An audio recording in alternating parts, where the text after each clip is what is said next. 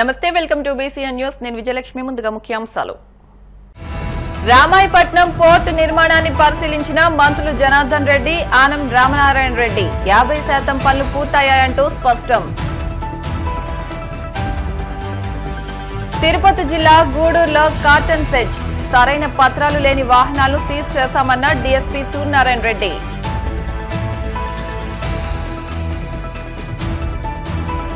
శ్రీశైలం మల్లికార్జున స్వామిని దర్శించుకున్న నారా భువనేశ్వరి ఆలయ మర్యాదలతో సాదర స్వాగతం పలికిన అధికారులు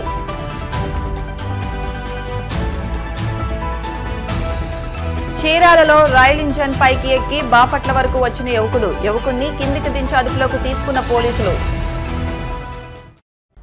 ఉమ్మడి ప్రకాశం జిల్లాలోని రామాయపట్నం పోర్టు నిర్మాణాన్ని 2025 జూన్ నాటికి పూర్తి చేస్తామని మంత్రులు బీసీ జనార్దన్ రెడ్డి ఆనం రామనారాయణ రెడ్డి పేర్కొన్నారు. Collector Anand, Kandukur sub collector G Vidyadhari, ఎమ్మెల్యేలు నాగేశ్వరరావు, కృష్ణారెడ్డితో కలిసి పోర్టు నిర్మాణ పనులను పరిశీలించారు. 2019లో సీఎం చంద్రబాబు రామాయపట్నం పోర్టు నిర్మాణానికి శ్రీకారం చుట్టారని 4,929 కోట్ల రూపాయలతో పోర్టు నిర్మాణం కొనసాగుతోందని, ఇప్పటి వరకు 1,300 కోట్లతో 51% మేర పనులు పూర్తయ్యాయని, ప్రతి నెల పోర్టు పనుల పురోగతిపై నివేదిక ఇవ్వాలని అధికారులను ఆదేశించినట్టు బీసీ జనార్దన్ రెడ్డి పేర్కొన్నారు. ఈ రామాయపట్నం పోర్టు తెలుగు ప్రజల చిరకాల వాంఛ కోరికది. గతంలోనే గౌరవ ముఖ్యమంత్రి అయినటువంటి శ్రీ నారా చంద్రబాబు నాయుడు గారు 2019లో ఈ ప్రాంత యొక్క ప్రజల చిరకాల ఆకాంక్ష తీర్చాలనేటువంటి ఉద్దేశంతో 2019లో శ్రీకారం చుట్టడం జరిగింది. మొత్తంగా ఈ రామాయపట్నం నిర్మాణం పూర్తి నిర్మాణం అంచనా విలువ వచ్చేసి 4,929 కోట్ల రూపాయలు. ఇప్పటి వరకు 51% వరకు పనులు పూర్తయ్యాయి. దీనికోసం ఇప్పటి వరకు దాదాపుగా 1,300 కోట్ల రూపాయలు కూడా ఖర్చు చేయడం జరిగింది. గత 5 సంవత్సరాల నుంచి కూడా పనులు కొద్దిగా స్లోగా జరగటం, గత ప్రభుత్వం నిర్లక్ష్యం వల్ల కావచ్చు, ఇంకోటి కావచ్చు, పనులు సరిగా జాక వేగవంతం కావాల్సినటువంటి, ఎప్పుడో కంప్లీట్ కావాల్సినటువంటి ఈ ప్రాజెక్టు కూడా నత్తనడుపున నడవడం వల్ల ప్రభుత్వానికి ఇటు అందరికీ కూడా నష్టం జరగడం జరుగుతూ ఉంది. దాదాపు ఇప్పుడు మిగిలిన పనులను వేగవంతం చేయడంపై అధికారులు కూడా అందరూ కూడా సూచనలు, సలహాలు, స్థానికంగా ఉన్నటువంటి ఎమ్మెల్యే రామనారాయణ గారు, ప్రిన్సిపల్ సెక్రటరీ గారు, కలెక్టర్ గారు, జేసీ గారు, సిఇఓ గారు, ఇక్కడ ఉన్నటువంటి స్థానిక ఎమ్మెల్యేలు అందరం కూడా చర్చ చేసుకుని దాదాపు 2-3 అవర్స్ రివ్యూ చేసుకున్నాం. పెండింగ్ పనులు ఏమున్నాయి, ఏ విధంగా అయితే అనుకున్న సమయానికి చేయొచ్చు అనేటువంటి విషయం మీద కూడా చర్చ జరగడం జరిగింది. రామాయపట్నం చరిత్రలో ఒక మరపురాని రోజు. దాదాపుగా 6-7 సంవత్సరాల నుంచి ఈ ప్రాజెక్టు నత్తనడకం నడుస్తూ ఉంది.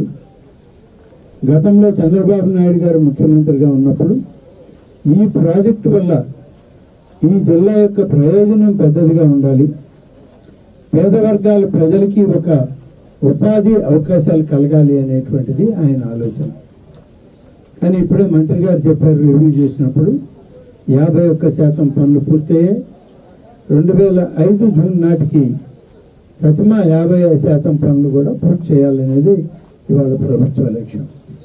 ప్రతి మాసం కూడా దీని ప్రోగ్రెస్ని మేము రికార్డ్ చేస్తాము, రివ్యూ చేస్తాము. ప్రతి మాసం మీరు ఏ మేరకు ఈ యొక్క డెవలప్మెంట్ జరిగింది, ప్రోగ్రెస్ జరిగిందో మాకు రిపోర్ట్ ఇవ్వాలి. ఎప్పుడైనా సరే ప్రోగ్రెస్లో తేడా వస్తే ఖచ్చితంగా మిమ్మల్ని పిన్ పాయింట్ చేస్తామని కూడా వారు చెప్పడం జరిగింది. ఈ ప్రాజెక్టు నిర్వహణ పట్ల, ఈ ప్రాజెక్టు నిర్మాణం పూర్తి చేయాలనేటువంటి చిత్తశుద్ధి మా ముఖ్యమంత్రి చంద్రబాబు నాయుడు గారికి, అలాగే మా సోదర మంత్రివర్యులు జనార్దన్ రెడ్డి గారికి ఎంత ఉందో దాన్ని బట్టి అర్థమవుతుంది.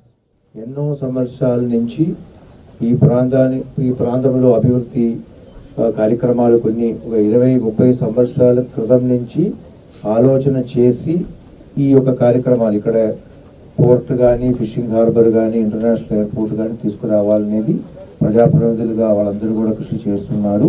చాలా వరకు దీనిలో ప్రోగ్రెస్ జరిగినప్పటికీ కూడా కొన్ని కారణాల వలన ఆలస్యమైంది. ఇప్పుడు ఇవన్నీ కూడా ఒక ట్రాక్కి తీసుకువచ్చి ఇవన్నీ కూడా అప్పటికప్పుడు పరిశీలించి రెగ్యులర్గా మేము రివ్యూ చేసుకుని అవన్నీ కూడా పరిష్కారం చేసుకుని సకాలంలోనే ఇవన్నీ కూడా కంప్లీట్ చేస్తామని. మాయమాటలు చెప్పి గద్దెనెక్కిన ముఖ్యమంత్రి చంద్రబాబు ఇచ్చిన హామీలన్నీ తుంగలోకి తొక్కి సంక్షేమ పథకాలకు తిలోదకాలిచ్చి ప్రజలను నిలువున మోసం చేశారని రాజమహేంద్రవరం మాజీ ఎంపీ మార్గాని భరత్రాం ఆగ్రహం వ్యక్తం చేశారు. రాజమహేంద్రవరంలో శనివారం ఆయన మీడియాతో మాట్లాడుతూ గోదావరి వరద సహాయ పునరావాస చర్యల్లో కూటమి ప్రభుత్వం పూర్తిగా విఫలమైందన్నారు. గతంలో ఎప్పుడూ ఇటువంటి పరిస్థితి లేదని, కలెక్టర్ను వరద బాధితులు నిలదీసే పరిస్థితులు దాపురించాయని అన్నారు. వాలంటీర్ వ్యవస్థ ద్వారా వరద బాధితులకు సమర్థవంతంగా సేవలందించాలని చెప్పారు. వరద బాధితులకు రేషన్, నగదు వంటివి పూర్తి స్థాయిలో అందించాలని డిమాండ్ చేశారు. అలాగే కూటమి ప్రభుత్వం ఎన్నికల్లో ఇచ్చిన హామీ మేరకు పథకాలను వెంటనే అమలు చేయాలని డిమాండ్ చేశారు. మనకి ఈ ప్రాంతాలు చూసినట్టయితే కోనవరం కానీ, దేవీపట్నం ప్రాంతం కానీ, ఇవన్నీ కూడా చూస్తే పోలవరం ప్రాజెక్టు స్టార్ట్ అయిన తర్వాత మొత్తం బ్యాక్ వాటర్స్ అంతా కూడా ఈ ప్రాంతాలకు రావడం వలన పూర్తి స్థాయిగా ఇవన్నీ కూడా ఈ ప్రాంతాలకు రావడానికి మొత్తం అంతా కూడా వరదలో చిక్కుకుపోయిన సందర్భాలు. నాకు ఒక్కటి అర్థం కాని అంశం ఏంటంటే, వీళ్ళు తెలుగుదేశం పార్టీ ఎమ్మెల్యేలు కానీ, మంత్రులు కానీ కేవలం ఫోటోలకు వచ్చి వెళ్ళిపోయిన సందర్భాలు. నేను కొన్ని ప్రాంతాల్లో చూపించడం జరిగితే ఎక్కడైనా వరద బాధితులు మాకు సహాయం అందట్లేదు అని చెప్పేసి కలెక్టర్ని నేరుగా నిలదీసిన సందర్భాలు, సబ్ కలెక్టర్ని నేరుగా నిలదీసిన సందర్భాలు కూడా ఇక్కడ చూపించడం కూడా జరుగుతుంది. మరి నాకు ఒకటి అర్థం కానిది ఏంటంటే, ప్రతి సోమవారం పోలవరం అన్న చంద్రబాబు నాయుడు గారు మరి సహాయక చర్యలు ఏ రకంగా జరుగుతూ ఉన్నాయి, వరదల్లో చిక్కుకున్న బాధితులు ఏ రకంగా ఉన్నారు అని ఇప్పటిదాకా చాపర్ పైన, హెలికాప్టర్ పైన సర్వే చేసిన సందర్భాలు కనబడలా. మరి ఒక్కసారి రాష్ట్ర ప్రజలందరూ కూడా గమనించండి. ఇప్పుడు అక్కడ పోలవరం దగ్గర జనరల్గా జరిగే వర్కులుకే ఈయన సోమవారం పోలవరం అని వెళ్తూ ఉన్నాడు. మరి ఇక్కడ ఇంత ఘటనలు జరుగుతూ ఉన్నాయి. మరి జరుగుతున్నప్పుడు ఈయన ఏ రకంగా ప్రజల్ని మరి ఆదుకునే ప్రయత్నం చేశారు ఒక్కసారి ఆలోచన చేయాల్సిందిగా మరి కోరుతా ఉన్నా. తక్షణమే ఇప్పుడు రాజమండ్రి దగ్గరికి వచ్చినట్టయితే ఏదైతే బ్రిడ్జి లంక దగ్గర కొంతమంది కుటుంబాలు ఉన్నాయి, వాళ్ళు మామూలుగానే జనరల్గానే బయటకు వచ్చేస్తారు.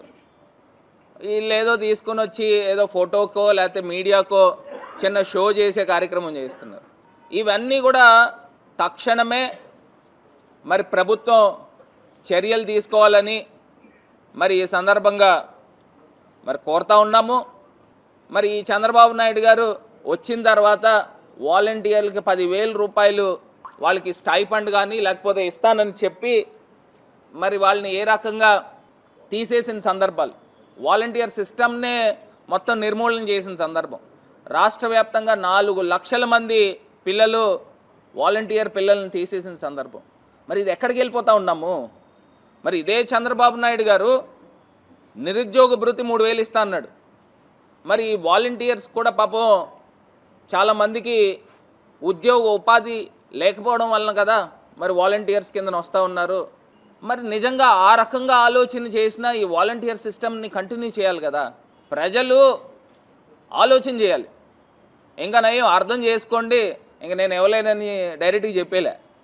అదే నాదెండ్ల మనోహర్ గారు మంత్రివర్యులు, ఆయన క్వశ్చన్ అవర్లో డైరెక్ట్గా చెప్పాడు 3 సిలిండర్లు ఇవ్వలేము అని. మరి ఇదే మంత్రి లోకేష్ గారు ఆయన ఏం చెప్తా ఉన్నాడు, అందరినీ కూర్చోబెట్టి మాట్లాడి ఎంతమంది పిల్లలు ఉన్నారో ఐడెంటిఫై చేసుకుని, అసలు ఏంది ఐడెంటిఫై చేసేది?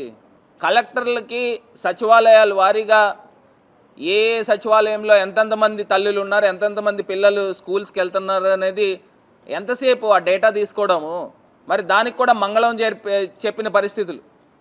మరి ఇదే ఎలక్షన్ క్యాంపెయినింగ్లో మరి ఏ రకంగా మాటలు చెప్పారు, 15,000 15,000 15,000 18,000 18,000 18,000 అని ఈ రకమైన మాటలు మాట్లాడి అసలు మీకన్నా అసలు డ్రామాలు ఆడేవాళ్ళు నయం. అంత గొప్పగా ప్రజల్ని వంచి డ్రామాలాడారు. ఏపీ సీఎం చంద్రబాబు సతీమణి నారా భువనేశ్వరి శ్రీశైలం బ్రహ్మరాంబ సమేత మల్లికార్జున స్వామిని దర్శించుకున్నారు.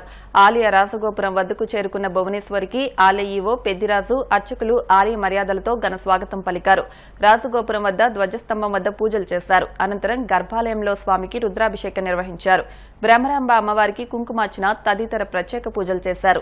అనంతరం అమ్మవారి ఆశీర్వచన మండపంలో ఏఈఓ హరిదాస్ స్వామివారి శేషవస్త్రం, స్వామి అమ్మవార్ల చిత్రపటాలు, తీర్థ ప్రసాదాలు అందించగా వేద పండితులు ఆశీర్వచనం అందజేశారు. భువనేశ్వరి వెంట శ్రీశైలం ఎమ్మెల్యే రాజశేఖర రెడ్డి సతీమణి ఉన్నారు.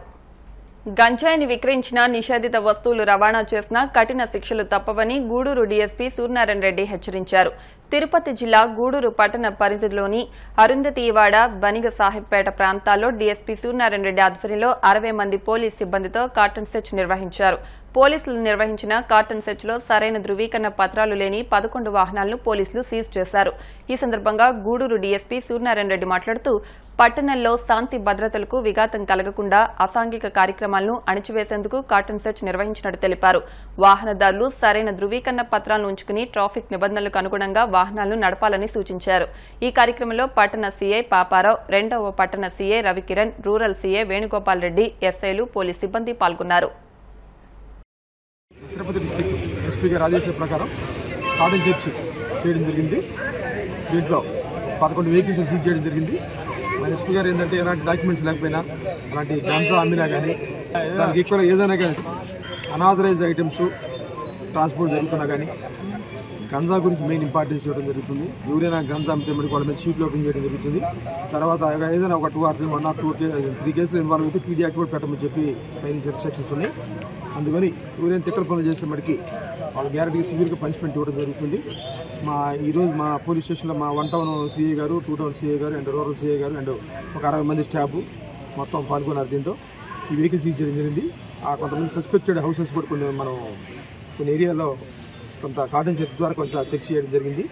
ఆ పాయింట్ ఆఫ్ వ్యూలో నెక్స్ట్ ఏదైనా జరిగితే మటుకి వాళ్ళ మీద సివియర్గా పీడీ యాక్ట్ చేయడం జరుగుతుంది. దీని మీద ఈరోజు ఎస్పీ గారి ఇన్స్ట్రక్షన్ ప్రకారం మనం కార్టన్ చెక్ చేయాలి. ఇప్పుడు కాసేపు ప్రకటనలు.